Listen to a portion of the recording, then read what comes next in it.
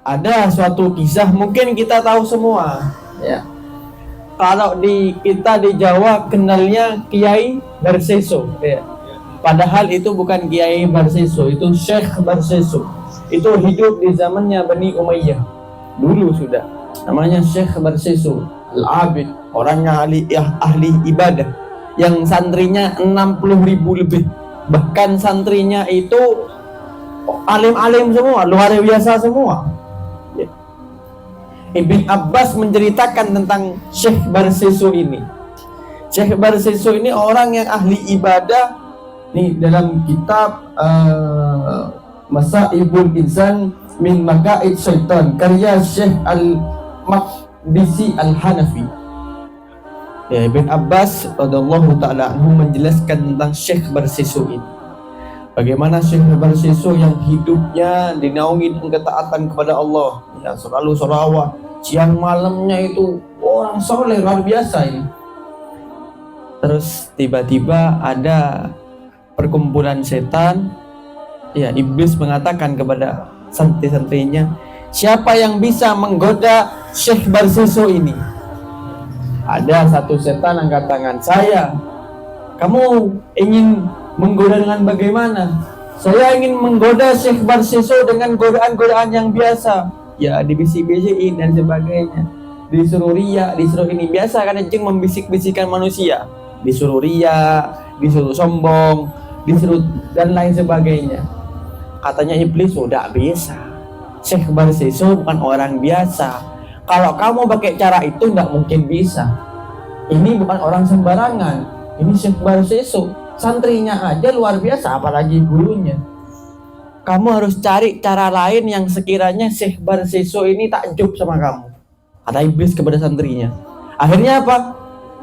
Santrinya iblis ini menggoda Syekh Barseso dengan apa? Dengan menjadi orang yang abid juga, orang yang ahli ibadah juga, untuk membuat takjub Syekh Barseso. Jadi dia menjelma seperti manusia dan beribadah untuk menyaingi ibadahnya Syekh Barseso. Jadi Syekh Barseso anggapannya sholat 1000 rakaat, dia 2000 rakaat untuk menyaingi Syekh Barseso.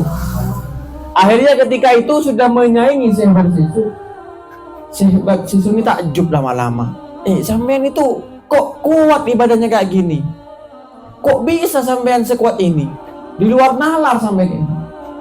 Katanya setan yang menjelma menjawab, ada resepnya, tapi sampean harus ngelakuin. Apa resepnya? Saya akan ngelakuin semua resep itu, saya akan ngelakuin. Seandainya saya bisa melebihi lagi ibadah saya, lebih takwa lagi kepada Allah, saya akan mau ikutin resep tersebut. Oh iya, resepnya ialah kamu harus bermaksiat kepada Allah Subhanahu. Kenapa harus bermaksiat kepada Allah? Harusnya resepnya yang baik-baik. Iya, kalau kamu tidak bermaksiat kepada Allah, kamu tidak punya salah, kamu meminta ampun itu kayaknya kurang. Tidak enak. Kamu tidak punya salah, minta ampun, tidak enak. Kalau kamu punya salah, seakan-akan mau bertobat itu enak. Mau sholat itu enak. Kalau kita punya salah itu enak, katanya setan. Iya, dosa kecil aja, enggak dosa besar. Kamu pilih 3 aja. Kamu pilih minum khamr, pilih zina, atau bunuh orang. Pilih aja dari 3 ini. Akhirnya karena dia takut untuk berzina, dia takut untuk membunuh orang, dia pilih yang menurut dia yang lebih gampang, yakni minum khamr. Ketika meminum khamr, namanya orang tidak sadar diri, akhirnya berzina. Ketika berzina, akhirnya dibunuh.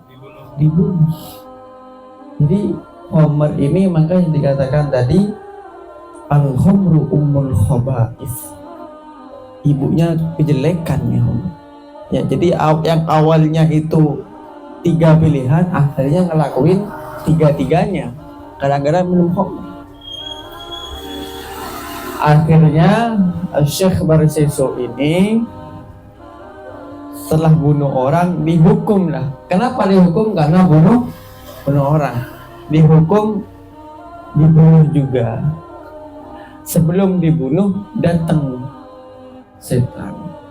Wahai Syekh Barseso, kalau kamu ingin selamat, kamu bersujud denganku. Loh, gimana saya bersujud? Orang saya lagi digantung, lagi ingin dibunuh, nggak bisa bersujud.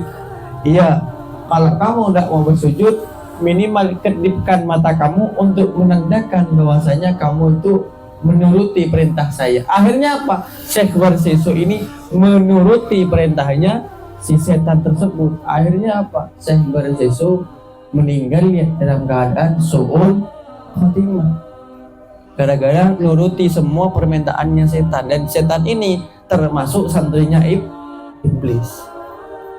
Ini luar biasa. Hikmah dari sini apa? Dari cerita ini apa? Jadi awalnya ada 3 pilihan, akhirnya diambil 3-3-nya. Menurut kita memang Homer ini biasa, Bib. Homer ini nggak berarti merusak. Katanya siapa tidak merusak? Homer sudah merusak imanmu. Iya, orang yang awalnya nggak mau zina, nggak mau bunuh orang, gara-gara Homer nggak sadar, akhirnya zina orang, akhirnya bunuh orang.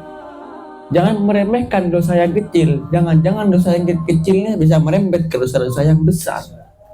Dan takutnya ketika kita minum Homer, pas detik itu juga kita meninggal, jangan jahiliyah. Gimana? Repot juga. Makanya syaribul khamri mal'un, kata Nabi Muhammad, orang yang minum khamr ini terlaknat.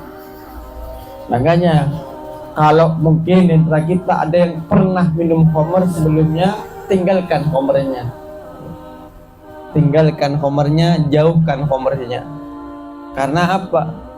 Takutnya nanti kita meninggal ketika kita bermaksiat kepada Allah Subhanahu wa taala, repot. Yang kita nabung untuk beribadah puluhan tahun kepada Allah, pas detik-detik kematian kita lagi keadaan bermaksiat. Akhirnya apa? Bukan yang husnul khatimah yang kita dapati, tetapi su'ul khatimah. Terus apa kita hidup puluhan tahun, 70, 50, 60 tahun, kalau tiba-tiba akhirnya kita su'ul khatimah, kan eman-eman umur kita. Anggapannya daripada itu, la'anallah al-khamra wa syaribaha wa saqiyaha wa ba'iyaha wa mukta'aha wa asiraha wa mu'taziraha wa hamilaha wal mahmulata ilaihi wa akila samaniha. Sampai Rasulullah itu bersabda, Allah melaknat khamr, ya, yang meminum khamr, yang menjual khamr, yang memeras khamr tersebut, pabriknya khamr tersebut maksudnya, ya, yang memeras, wahamilaha, yang membawa khamr tersebut, pelayannya, yang bekerja di tempatnya khamr, dan semua yang berkaitan sama khamr. Itu Rasulullah melaknat orang-orang yang Allah melaknat orang-orang yang berkaitan sama khamr tersebut.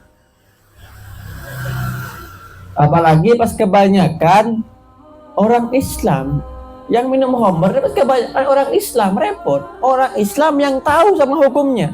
Kalau yang tidak tahu sama hukumnya itu wajar, tapi ini kebanyakan yang tahu sama hukumnya, repot. Makanya daripada itu, kalaupun di antara kita ada yang pernah minum khamr, semoga Allah jauhkan. Ya, yang belum pernah jangan sampai. Na'udzubillahi min.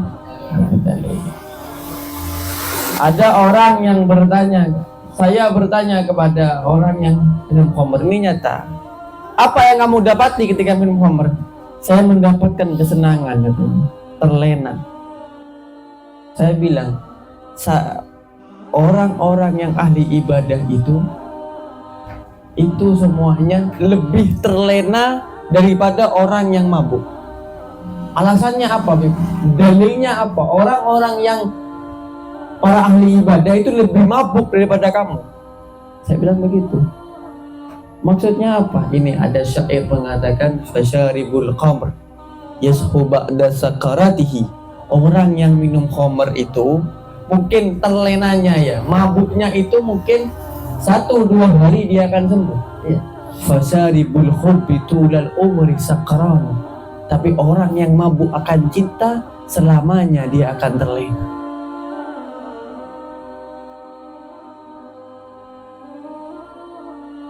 Seperti ulama-ulama, ya, para guru-guru kita mabuk cinta kepada Allah Subhanahu wa taala sampai mati terus dia cinta sama Allah. Allah yang disebut Allah terus, terlena sama Allah, mabuk sama Allah. Kita, aduh, repot.